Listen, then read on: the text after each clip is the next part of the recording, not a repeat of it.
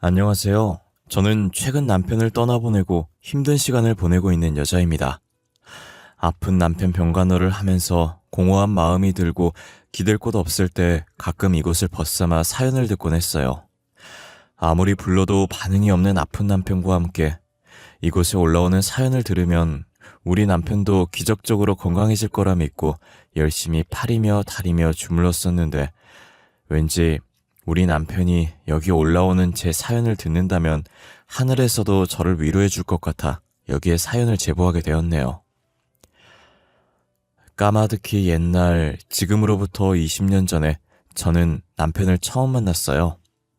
당시 남편은 미혼이었지만 혼자서 쌍둥이 남매를 키우고 있는 싱글 대디였지요.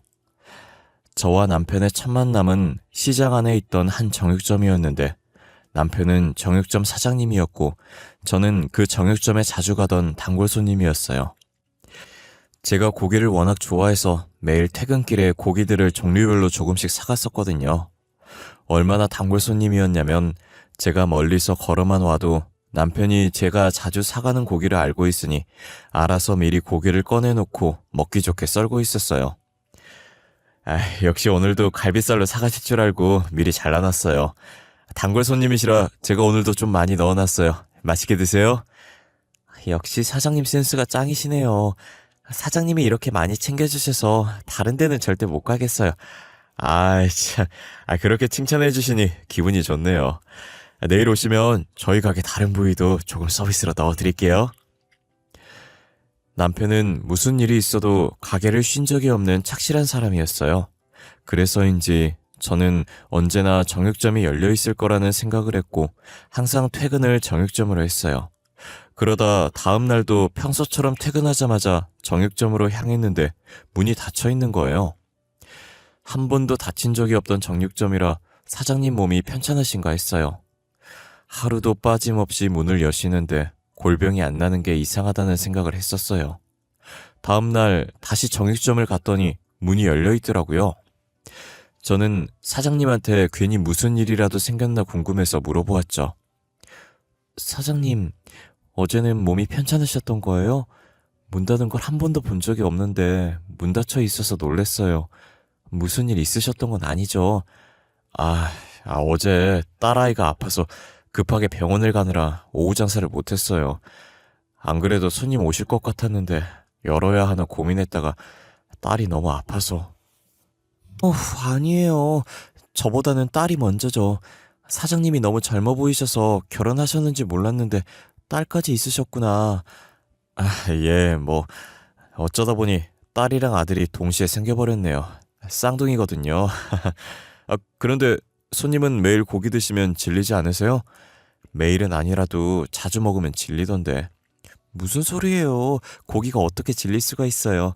저는 매일 먹어도 매일 맛있던데요? 오늘도 정량보다 많이 담아주셨네요. 항상 감사해요. 잘 먹을게요. 하루도 안 쉬고 일해서 골병 난 줄 알았는데 알고 보니 딸이 아픈 거였더라고요. 저는 그때 남편에게 쌍둥이 딸 아들이 있는 걸 알게 되었어요. 자식이 있으니 당연히 결혼한 줄 알았고 미혼부일 거라는 생각을 하지 못했어요. 제가 고기를 매일 구워 먹으니까 건강이 걱정됐는지 레시피를 몇 개 알려주시더라고요. 평소처럼 고기를 건네받고 가려고 하는데 갑자기 저를 불러 세우시더니 앞치마 호주머니에 보관해뒀던 조그만 종이를 제게 주는 거예요. 저는 그 종이를 받아들고 종이 한 번, 남편 한 번 번갈아 쳐다봤어요. 남편은 머리를 극적이더니 손가락으로 종이를 가리키면서 별거 아니고 고기로 만들 수 있는 요리 레시피 몇 개 적어봤다는 거예요. 그거 별건 아니고 매일같이 고기 구워 먹으면 건강에 안 좋을 것 같아서요. 고기로 할 수 있는 요리가 생각보다 많아서 몇 개 적어봤어요. 저는 요리를 못해서 구워 먹는 것밖에 안 해봤는데 사장님은 요리 잘하시나 봐요. 잘하는 건 아니고 제가 사실 호텔 경영학과 다녔었는데 형편이 좋지 않아서 졸업을 못했었어요. 그게 한이 돼서 집에서 계속 만들다 보니 흉내는 낼 수 있는 정도? 잘하는 건 아니에요. 저 그럼 가끔 요리해야 할 날 오면 사장님께 레시피 물어봐도 돼요? 제가 할 줄 아는 거라곤 라면 끓이는 거랑 고기 굽는 거밖에 없어요. 아유, 당연하죠. 제가 아는 요리라면 언제든지 알려드릴게요. 부담 가지지 마시고 물어봐 주세요. 저는 가끔 집에 친구들 초대하거나 부모님 초대했을 때 만들 음식 조리법을 남편에게 몇 번 물어보면서 자연스럽게 친해지게 됐어요. 편해지니까 고기 자르는 거 기다리면서 직장 상사도 쉽게 되고 친구랑 싸운 것도 얘기하게 되더라고요. 남편이 제 말을 잘 들어주기도 하고 가끔은 진지하게 해답을 찾아주기도 해서 계속 말하고 싶었어요. 한날은 제가 손이 많이 가는 요리 레시피를 물었었는데 이런 건 한번 해봐야 흉내낼 수 있다고 정육점 안에 있던 주방에서 직접 요리를 하면서 가르쳐 준 적이 있었어요. 이렇게 가까이 있는 것도 처음이고 단둘이 있는 것도 처음이라 괜히 어색하고 이상한 거예요. 그래서 어색한 분위기 풀고자 이런저런 영양가 없는 이야기를 많이 했던 것 같아요. 그러다 아이 키우는 거 힘들지 않냐고 결혼은 언제 했냐는 얘기가 나오게 됐어요. 당시 저는 정말 별 생각 없이 튀어나온 얘기였거든요. 솔직히 어른들끼리 하는 얘기라곤 회사 결혼 자식 얘기밖에 없잖아요. 그래서 자연스럽게 나온 얘기였는데 제 말에 남편이 잠시 멈칫하다가 담담하게 입을 열더라고요. 저 결혼 안 했고 애만 있어요. 여자친구가 쌍둥이 낳고 도망가 버렸거든요. 그래서 혼자서 아이들 키우고 있어요. 그래도 제가 정육점을 해서 다행이었죠 뭐. 어머, 죄송해요. 저는 그런 사연이 있는 줄 모르고 자식 있다고 하셔서 당연히 결혼하신 줄 알고 제가 괜한 얘기를 했네요. 진짜 죄송해요. 아니에요. 이게 왜 세은 씨가 미안해할 일이에요. 미안해하니까 제가 진짜 버림받은 것 같잖아요. 저는 미혼부라는 말에 괜한 얘기를 꺼냈다는 생각에 눈을 질끈 감고 손으로 제 입을 연신 쳤어요. 자식 있으면 무조건 결혼했다는 고정관념을 버려야 하는데 쉽지가 않았어요. 아무 생각 없이 내뱉은 말 때문에 남편에게 상처 준 것 같아 너무 미안했어요. 남편은 괜찮다고 그런 반응이 더 자신을 초라하게 만든다고 그러지 말라고 장난스럽게 말하더라고요. 저는 그런 남편에게 미안함에 괜히 어색하게 웃어 보였어요. 혼자서 아이들을 초등학교까지 보는 게 너무 대단해 보였어요. 제가 남편에게 관심이 가기 시작했던데 아무래도 그때부터였나 봐요. 처음엔 연민으로 시작했던 이 감정이 조금씩 관심으로 바뀌고 마지막엔 사랑으로 바뀌었어요. 끼니를 해결하기 위해 고기를 사러 갔던 정육점도 점차 남편을 보기 위해 가게 되더라고요. 괜히 요리할 일도 없으면서 레시피 물어보고 말이에요. 그러다 평소처럼 정육점에 갔는데 한 여자아이가 쪼르르 달려가서 남편 품에 안겼어요. 뒤이어 남자아이도 헐레벌떡 뛰어오더니 남편 품에 안기더라고요. 말 안 해도 남편의 자식들이라는 걸 알 수 있었어요. 아유, 언제 커서 이렇게 무거워졌대? 이젠 한 손으로 못 들겠는데? 아, 참. 너네 콩나물 할머니 알지? 저기 콩나물 파시는 할머니 말이야. 네, 여기서 나가서 왼쪽으로 쭉 올라서 또 왼쪽으로 꺾으면 있는 할머니. 맨날 우리한테 사탕 주시는 할머니잖아. 맞아. 할머니 우리 되게 이뻐하셔. 우리 할머니보다 더 이뻐하셔. 그 할머니가 고기 주문한 게 있거든? 집에 가는 길에 들러서 드리고 가. 옆 가게 오늘 휴무라 할머니 심심하실 거니까 재롱도 부리고, 알겠지? 아이들은 남편의 심부름에도 싫은 기색 없이 서로 가려고 난리였어요. 엄마 없이도 기죽지 않고 씩씩하게 잘 자란 것 같았어요. 곧바로 심부름 하러 가서 인사해볼 틈도 없이 아이들과의 첫 만남이 그렇게 지나갔어요. 저는 아이들을 보고 나니 이 아이들의 엄마가 되어주고 싶다는 생각이 들었어요. 그래서 며칠 뒤 남편에게 고백을 하게 됐고 남편이 처음엔 정중하게 제 고백을 거절하더라고요. 사장님, 저 돌려서 얘기 잘 못해요. 그러니까 단도직입적으로 말할게요. 저랑 만나보실래요? 가벼운 연애 말고 결혼을 전제로 진지하게요. 예? 저, 죄송해요, 세은씨. 못 들은 걸로 할게요. 세은씨가 싫어서 거절하는 거 아니에요. 저는 미혼이긴 하지만 보다시피 아들, 딸들이 있잖아요. 저 만나면 세은 씨만 힘들 거예요. 제가 사장님 자식 있는 거 모르고 고백한 거 아니잖아요. 저도 고민 많이 해봤어요. 저 진짜 사장님이랑 진지하게 만나보고 싶어요.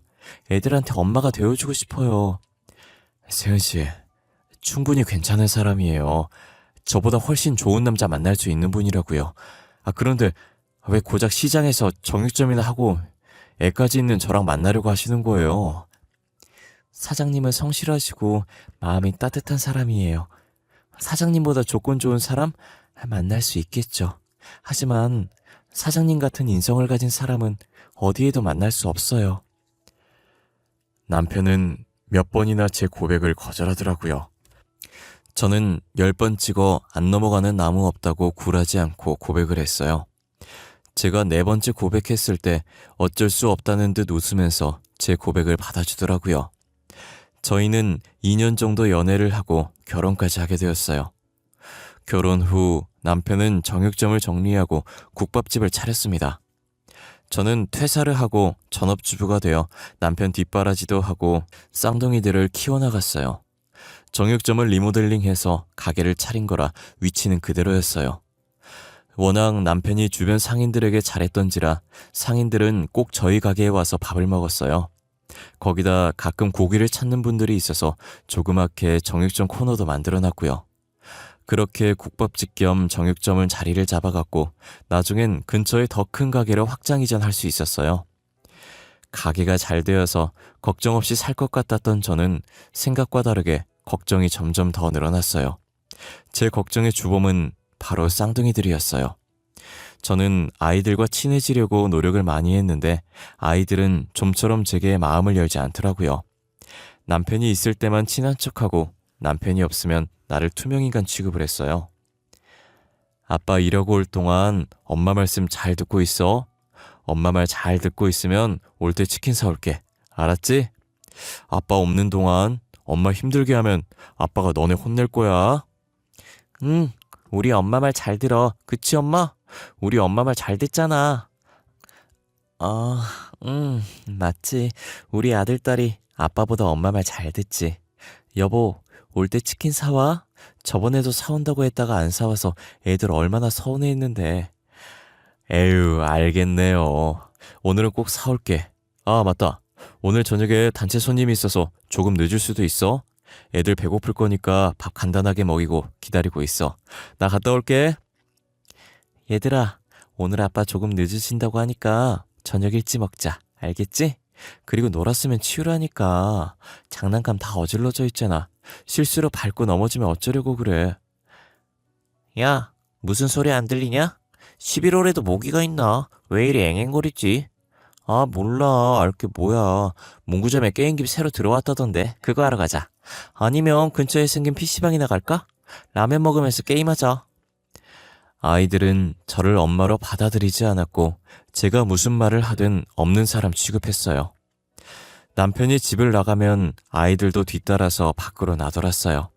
그리고 남편이 올 쯤에야 아이들이 집으로 돌아왔어요. 제가 아무리 노력해도 아이들은 저와 친해지고 싶은 마음이 없었어요. 언젠가는 제게 마음을 열지 않을까 하는 생각으로 아이들을 기다려왔어요. 아직은 어려서 그렇겠지, 사춘기라서 그렇겠지 하면서 자기 위안을 해왔어요. 그렇게 성인이 되도록 아이들은 저를 엄마로 인정하지 않았습니다. 게다가 평소처럼 웃으면서 집을 나선 남편은 온몸이 피투성이가 된 상태로 저희 품에 돌아왔어요. 간만에 일 마치고 친구 만나는 날이라며 엄청 들뜬 모습으로 나간 날이었거든요. 국밥집을 정리하고 친구 만나러 가는 길이었는데 신호를 건너다가 사고를 당한 거예요. 원래 그 시간에 차가 잘 다니지 않는 거리라 남편이 파란불 되자마자 좌우를 안 살피고 걷는 것 같아요. 그런데 졸음운전으로 신호도 못 보고 남편도 못 본 트럭기사가 사고를 낸 거예요. 남편은 파란불에 건넜으니 아무 잘못이 없었고 온전히 트럭기사의 잘못이었어요.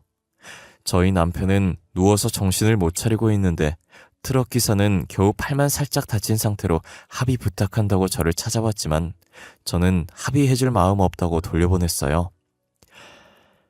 제가 응급실에 왔을 때 남편은 수술대에 누워 있었고 그마저도 뇌가 많이 부어서 수술을 할 수 없는 상태라고 도중에 나와야 했어요. 무교였던 저는 신이 있다면 제발 남편 좀 살려달라고 그날 얼마나 기도를 했는지 몰라요. 국밥집은 남편의 사고로 당분간 운영할 수 없게 되어 잠시 문을 닫아야 했어요. 저는 중환자실에 가서 아직도 수술을 못하고 있는 남편 면회를 하고 복도에 있던 의자에 앉아 남편이 안 움직여도 숨만 붙어 있어도 좋다고 수술이라도 할 수 있게 해달라고 빌고 있었어요. 그렇게 눈을 감은 채로 한참을 빌고 있는데 갑자기 어두워지는 느낌이 들더라고요. 눈을 떠서 올려다보니 아들이 서서 저를 내려다보고 있는 거예요. 남편이 걱정돼서 온 줄 알았더니 그게 아니었더라고요. 아빠 수술도 못하고 있다면서요. 이 정도면 가망 없는 거 아니에요? 뇌 부어서 수술도 못하는데 어떻게 살아요? 그렇게 말하면 못 써. 너네 아빠 강한 사람이야. 어떻게든 살아날 사람이야. 뭐 그래요. 아빠가 산다고 쳐요. 그럼 국밥집은 어떻게 할 거예요? 계속 저렇게 둘 수 없잖아요. 아빠가 하루아침에 다 나을 수 있는 것도 아니고 그냥 망하기 전에 팔아요. 목적이 그거였니? 어쩐지 평소엔 없는 사람 취급하더니 나한테 말 건 다 했어. 아들이라는 애가 아빠가 저러고 있는데 어떻게 그런 말을 할 수가 있니? 아빠한테 미안하지도 않아? 저도 아빠한테 미안해요. 하지만 현실이 그런 걸 어떡해요. 어제 대형 프랜차이즈에서 연락 왔었어요. 자기들한테 국밥집 팔라고요. 그런데 아빠랑 그쪽이랑 공동명의랑 되어 있어서 그쪽 동의가 필요하대요. 그래? 나는 팔 생각 없어. 다시 연락 오면 안 팔 거라고 전해. 그리고 너도 이런 얘기 할 거면 나한테 말 걸지 마. 알겠니? 평상시에 아는 척도 안 하던 아들이 왜 제게 말을 거나 했더니 역시나 이런 이유였어요. 죽을지 살지도 모르는 남편 걱정은 안중에도 없고 국밥집 팔 생각만 하는 아들에게 정이 떨어졌어요. 저는 남편의 피와 땀이 깃든 가게를 절대 팔 수 없었어요. 아들에게 절대 팔지 않겠다고 대답하고 잠시 화장실에 세수하러 갔다 왔더니 남편이 수술실에 들어갈 준비를 하고 있더라고요. 뇌가 가라앉아서 수술을 할 수 있다고 급하게 수술실로 들어갔어요. 그렇게 길었던 몇 시간 동안의 수술은 다행히 잘 끝난 것 같은데 의식을 찾을 수 있을지 없을지는 확답을 줄 수 없다고 하시더라고요. 이제 할 수 있는 건 환자가 의식을 차릴 때까지 기다리는 것밖에 없다고 하셨어요. 저는 의사 선생님께 수술해 주신 것만으로도 감사하다고 얼마나 고개를 숙였는지 몰라요. 의사가 나가고 얼마 지나지 않아서 곧바로 쌍둥이들이 병실로 들어오더라고요. 남편 수술 때문에 왔을 거라는 기대는 하지도 않았지만 예상했던 것처럼 또 국밥집 이야기를 꺼냈어요. 제가 분명 안 팔겠다고 했는데도 아이들은 며칠 동안이나 저를 쫓아다니면서 괴롭히더라고요. 국밥집 팔라고요. 돈도 많이 준다는데 도대체 왜 안 팔겠다는 건데요? 이렇게 좋은 기회 없어요. 나중에 그 가게 이 돈 주고 팔 수 있는 줄 아세요? 저번에도 말하지 않았나? 가게 팔 생각 없다고. 그 얘기 할 거면 찾아오지 말라는 말도 했을 텐데.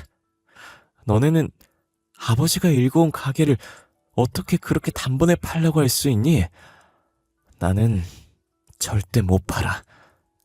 아빠가 일궈온 가게라서가 아니라 나중에 아빠 깨어나면 다시 일 시키려고 안 파는 거 아니에요? 아니면 공동명의로 우리한테 돈 떼주기 싫어서 그런 건가? 하여튼 돈에 눈 멀어가지고 이제야 계모 본성이 나오네. 이제껏 착한 척 연기하느라 고생했겠어요? 아까 의사 말 들어보니까 아빠 깨어날 수 있을지 장담 못한다던데 그냥 포기해요.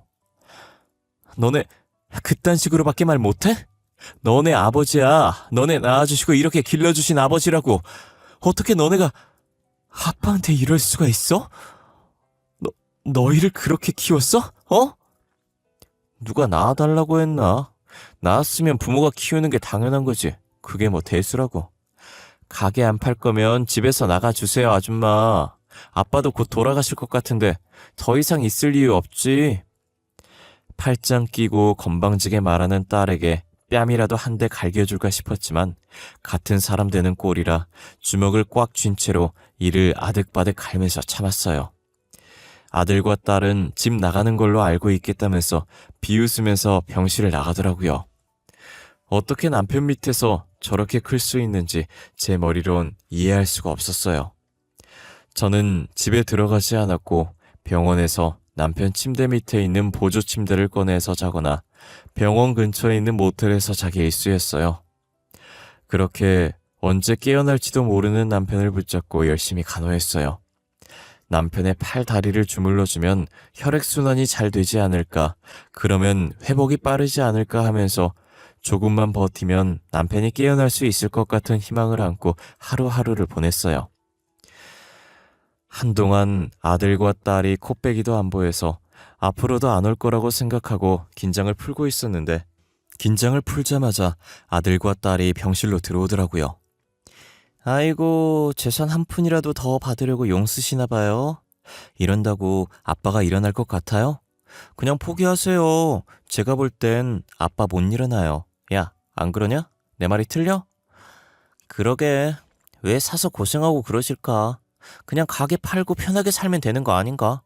솔직히 저희 때문에 힘들어 하셨을 거 아니에요. 안 그래요? 가게 팔고 돈 나누면 우리 볼 일 없을 텐데. 우리 말 안 들리는 척 하는 거 봐. 야, 진짜 대단하다, 대단해. 저희 말 한 귀로 듣고 흘리지 말고 잘 생각해 봐요. 어떤 게 더 나을지. 제가 대꾸도 하지 않자 자기들끼리 깔깔거리다가 잘 생각해 보라면서 나가더라고요. 저는 어떻게든 남편이 의식을 찾게 만들어서 저들의 코를 납작하게 해주고 싶었어요. 하지만 제 바람대로 되지 않았고 남편의 상태는 갈수록 나빠졌어요. 병원에서도 남편의 경과가 좋지 않다고 마음의 준비를 하라고 하시더라고요. 이제 남편과 함께 할 수 있는 시간이 얼마 남지 않았어요. 그래도 저는 끝날 때까지 끝난 게 아니라고 마지막까지 희망의 끈을 놓지 않고 있었어요. 제가 물수건으로 남편 손을 닦고 있을 때 딸이 쿵쿵거리는 발걸음으로 다가오더라고요. 그러더니 제가 들고 있던 물수건을 뺏어들고 내 머리에 던지는 거예요. 우리 아빠 사망보험금 수혜자가 왜 당신으로 되어 있어? 왜 당신 앞으로 되어 있냐고! 당장 우리가 받는 걸로 돌려놔. 안 그러면 내가 무슨 짓 할지 모르니까 알겠어? 그걸 내가 어떻게 바꿔놓니? 본인 아니면 못 바꿔. 그리고 나도 내 앞으로 되어 있는지 몰랐어. 이제 됐니? 그만 가봐. 병실에서 소란 피우는 거 아니야. 사람들 다 보잖아. 보든 말든 그게 무슨 상관이야. 보험금 우리 거니까 너 당장 수혜자 우리 둘한테로 바꿔놔. 오늘 안에 안 바꿔놓으면 네 머리털 내가 다 뜯어버릴 거니까. 딸이 한바탕 난리를 치고 나갔고 저는 두통이 오려는지 지끈거려서 손으로 머리를 움켜쥐고 있었어요.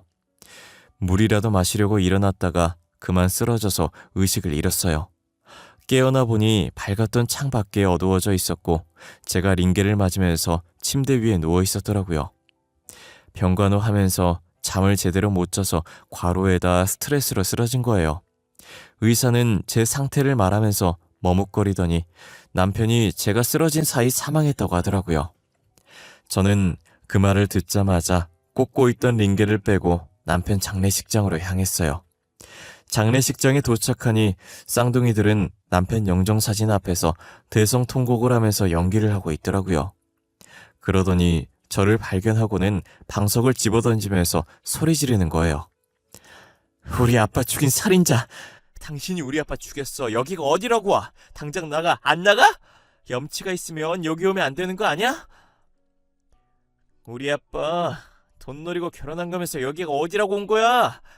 우리 아빠 살려내. 불쌍한 우리 아빠 살려내라고.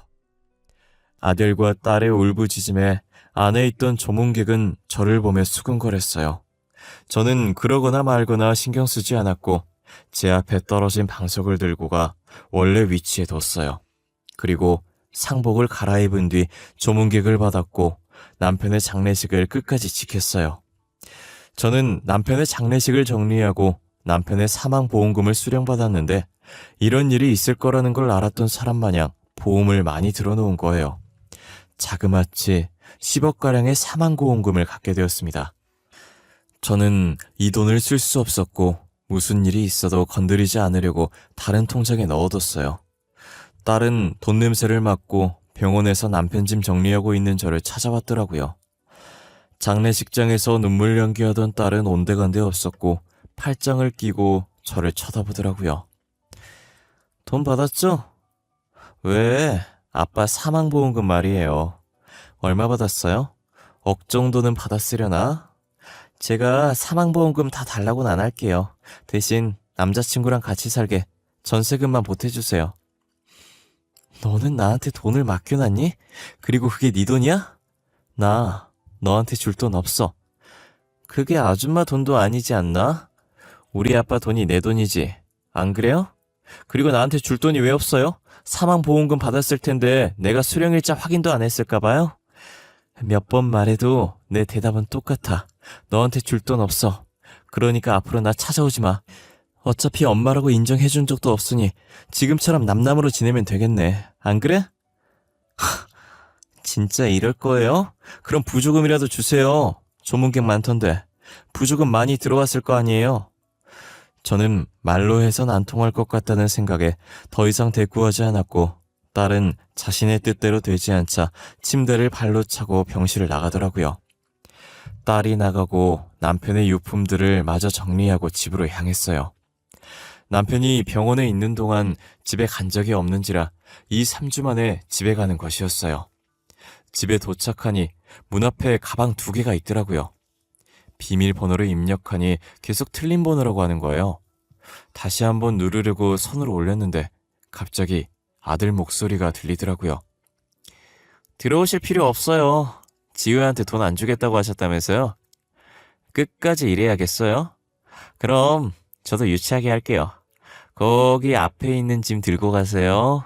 이제 아빠도 안 계시는데 여기 있을 필요 없잖아요. 진짜 이런 식으로 나올 거야? 알겠다. 너네 뜻대로 내가 이 집에서 나가줄게. 대신 잠깐만 문 열어봐. 아빠 유품만 정리하고 갈 테니까. 아, 유품이요? 저희 아빠 유품이니까 그건 저희가 알아서 정리할게요. 이제 그만 가주시겠어요? 저는 한숨을 한 번 쉬고 입구에 놓인 가방 2개를 들고 나왔어요. 남편 보험금은 절대 쓰지 않을 생각이었는데 당장 살 집이 없다 보니 어쩔 수 없이 쓰게 되더라고요. 당장 가진 돈이 보험금뿐이라 그 돈으로 아파트를 구해 살고 있었어요. 그리고 마음을 추스린 뒤 국밥집 문도 다시 열었어요. 국밥집 문을 열었다는 소식을 들었는지 대형 프랜차이즈에서 계속 국밥집 팔라는 연락을 하더라고요. 제가 안 팔겠다는 말만 하니 직원이 얼굴 보고 대화하면 달라질 거라고 생각했는지 직접 가게에 찾아왔어요. 국밥집 지금 되게 잘 되고 있고 위치도 좋아서 제가 비싼 가격에 매입하고 싶은데 저희한테 파는 게 어떻겠어요? 이 가격 주고 사려는 사람 잘 없어요. 죄송해요. 저는 이 국밥집 팔 생각이 전혀 없어요. 몇 번이고 안 팔겠다고 했는데 이렇게 가게까지 찾아오는 건 아니라고 생각해요. 먼 걸음 하셨는데 죄송하네요.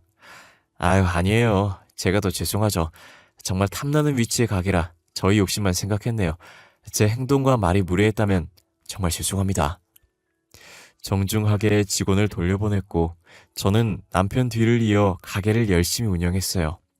절대 이 가게를 남에게 넘겨줄 수 없다는 생각으로 이 악물고 남편 목까지 악착같이 일했어요. 남편의 부재로 줄어들었던 손님들이 다시 예전처럼 많이 찾아주셨고 저는 그렇게 번 돈으로 최대한 적게 쓰고 많이 모아 작지만 근처에 건물도 하나 샀어요. 국밥집이 다시 잘 되고 있다는 소식이 쌍둥이들 귀에도 들어갔나 봐요. 마감 준비를 하고 있는데 쌍둥이들이 들어와서 저를 찾더라고요. 가게 잘 되고 있다면서요? 역시 안 팔길 잘했어요. 그쵸? 다 제가 한 발 물러난 덕분에 이렇게 다시 잘 될 수 있었던 거예요. 어머니도 알고 계시죠? 뭐라고? 어머니? 너 지금 나한테 어머니라고 했니? 왜? 이제 돈 좀 버니까 날 어머니로 인정해 주는 거야? 정말 눈물 나게 고맙네. 무슨 소리예요? 저희가 속물인 줄 아세요? 저희가 표현이 서툴러서 그렇지 항상 어머니라고 생각했어요. 어머니도 저희를 늘 친자식이라고 생각했잖아요. 표현 방식만 달랐던 것뿐이에요. 지우 말이 맞아요. 그래서 요즘 매출 어때요? 예전보다 더 잘 된다고 들었는데 우리 이사 시켜줄 정도는 되겠죠? 아니, 요즘 집에 하도 물이 새는 것 같아서 이사를 하려고 하는데 니네가 그럼 그렇지. 무슨 꿍꿍이로 나한테 어머니라고 하나 했다. 안 그래도 너네한테 줄 게 있었어. 기다려봐라. 어, 아휴, 찾았네, 요놈들. 소금 맛 좀 봐라. 저것들이 무슨 생각으로 제게 어머니라고 하나 했더니 역시나 저한테 돈을 뜯으려고 그런 것이었어요. 저는 줄 것 있다면서 주방으로 향했고 쌍둥이들은 돈인 줄 알고 눈을 반짝이더라고요. 주방으로 들어가자마자 소금을 찾아내 바가지 한가득 담았고 쌍둥이들 면전에 뿌리기 시작했어요. 굵은 소금이라 맞으면 아픈지 소리를 지르면서 뒷걸음질 치더라고요. 그러다 서로 다리가 엉켜서 넘어지는데 그 꼴이 혼자 보기엔 아까웠어요. 저는 넘어져서 널브러져 있는 쌍둥이들한테 남은 소금을 부었고 가게 문을 닫아버렸어요. 주변에 지나가는 사람들이 쌍둥이들을 구경하고 있었고 쪽팔린지 도망가더라고요. 계속 쌍둥이들이 찾아올 것 같아서 직원을 고용해 저는 따로 출근을 하지 않았고 검사 차원에서 가끔 방문하는 게 다였어요. 그리고 전화번호도 바꿔버렸고요. 저는 지금도 그들과 완전히 연을 끊은 상태로 살고 있어요. 저를 진작에 엄마라고 인정하고 잘 지냈다면 이런 상황이 오지 않았을 텐데 무엇이 쌍둥이들을 저렇게 만든 건지 모르겠어요. 이 사연을 쓰다 보니 오늘따라 남편이 더 보고 싶네요. 벌써 남편이 제 곁을 떠난 지 1년이 지났어요.